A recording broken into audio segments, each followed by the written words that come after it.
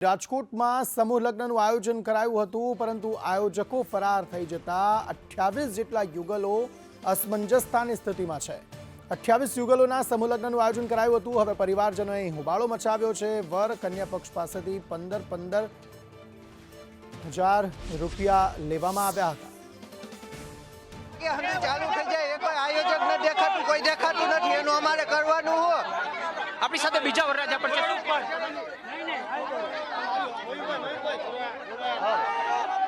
શું તકલીફ કેટલી પડી રહી છે તમને? તકલીફ તો બહુ જ પડી રહી છે, કારણ કે બધાના પૈસા લઈ જાય અને પછી પાછળથી આવો ફ્રોડ કરે છે।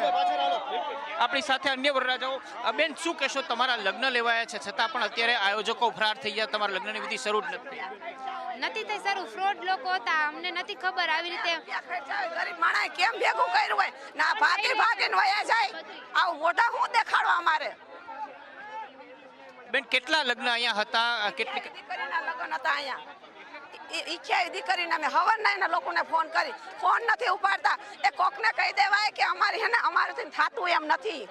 હા, કોઈનો દગો ન દેવાય।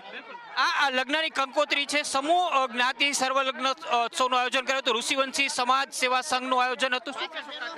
આ 28 દીકરીઓ દીકરાના લગ્ન હતાના આયોજકો બેસુમાર છે ને છેતરપિંડી કરી અને ફરાર થઈ ગયા છે। નોંધારા તમામ માણસોને નોંધારા મૂકીને ભાગી ગયા છે। અહીંયા પાણીની કે બીજી કોઈ પણ જાતની વ્યવસ્થા નથી। અહીંયા બ્રાહ્મણો એટલા આવી ચડ્યા છે અને ઢોલી એટલા આવી ચડ્યા, બિચારા બે કસૂર થઈ ગયા છે અને ભયંકર છેતરપિંડી કરી અને નાલાયકોની સરદાર આ ટોળકી ભાગી ગઈ છે અને ગરીબ માણસને બેસુમાર પૈસા લૂંટી વહી ગયા છે આ લોકો।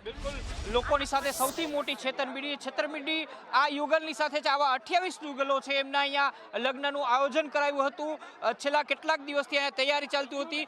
તમામ લોકો પાસેથી લગ્ન માટેની જે ફી છે વસૂલવામાં આવી હતી, પરંતુ આ દ્રશ્યો જુઓ, 28 જાન છે, રખડી પડી છે। રાજકોટના ઇતિહાસમાં કદાચ આ પહેલી આવી ઘટના છે કે સમૂહ લગ્નનું આયોજન હોય અને આ આયોજનની અંદર જેટલા પણ લોકો આવ્યા હોય એ તમામ લોકો છે અત્યારે મુશ્કેલીમાં મુકાય। સૌથી વધારે મુશ્કેલી તો કન્યા પક્ષની છે, કારણ કે એમને દીકરી પરણાવવાની તે રોઈ રહી છે। આપણે એમના પરિવારના અન્ય લોકોની સાથે વાત કરીએ। શું કહેશો, કેટલી મુશ્કેલી? કારણ કે દીકરી પરણાવવા માટે ખૂબ જ ઉત્સાહ હોય છે, અવળો મોટો મુશ્કેલી તો પડે ને ભાઈ, પણ હવે આ બધા નિર્ણયો બધા એના શું હોય આપણને કેમ ખબર?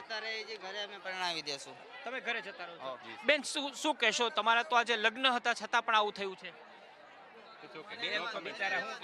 સમજી શકાય છે કે કન્યા છે, એમની પાસે અત્યારે બોલવા માટેના શબ્દો નથી, પરંતુ માતા પિતા, અનેક દીકરીઓ છે માતા પિતા વગરની છે। માતા છે રડી રહ્યા છે, પરિવારના લોકો રડી રહ્યા છે, કારણ કે શુભ પ્રસંગ હતો, અનેક ઉત્સાહ, અનેક પ્રકારના આયોજનો હતા। લગ્ન કરીને અહીંથી કન્યા વિદાય થવાની હતી। જાન લઈને આવેલા જાનૈયા વરરાજા છે, એમની અંદર પણ અનેરો ઉત્સાહ હતો, પરંતુ જો એક વ્યક્તિ પોતાની પીડા કહી રહ્યા છે। શું કહેશો? અહીં ગોરદા છે, શું કહેશો દાદા તમે? ભાઈ, અમે અમારા દીકરાના લગ્ન કરાવવા માટે આવ્યા છે, પણ હવે અમે ઉછીના પૈસા અને વ્યાજે લીધેલા છે પૈસા। હું મારા દીકરાના લગ્ન કરાવવા માટે આવ્યો છું અને આજ હું માગી ભીખીને અમે આ કર્યું છે અને આયોજક અમને કોઈ જવાબ દેતું નથી, કોઈ અમને કહેતું નથી। અમે નાના માણસો છે અને આ બધા એવા બધા નાના માણસો જ આવ્યા છે। બીજા દ્રશ્યો તો તમે જો, મંડપ રોપેલો તો એ મંડપ ઉખાડી લેવામાં આવ્યો છે। અવળી મોટું આયોજન, સમૂહ લગ્નનું આયોજન હતું। અલગ અલગ પરિવારો આવ્યા હતા, દૂર દૂરથી લોકો જાન લઈને પણ આવ્યા હતા। અહીંયા જો અનેક ગાડીઓ છે, બસો ભરીને લોકો આવ્યા હતા। આપણે આ બેનની સાથે વાત કરીએ। બેન, તમે શું કહેશો? તમે કાકા શું કહેશો? કહેવાનું છે કે આ છોકરા પાણી વિના આવું રીતે આયોજન હોય તો છોકરીને બીજું કંઈ નહીં, ફેરા તો ફેરી દો, છોકરી ઘર ભેગી થઈ જાય।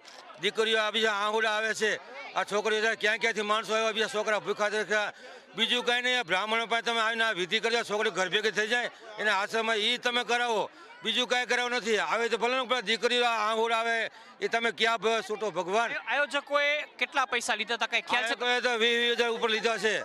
નાના માણસ બિચારા વ્યાજવા લઈને આ લોકોને દીધા 32,000 ભર્યા છે, 10,000 ફાળો ભર્યો છે। આ કઈ એની રીત કહેવાય? આ છોકરીનું દીકરીને ઘર ભેગી કરી ફેરાનું તો કરાવવું પડે ને, બીજું કાંઈ ન કરવું।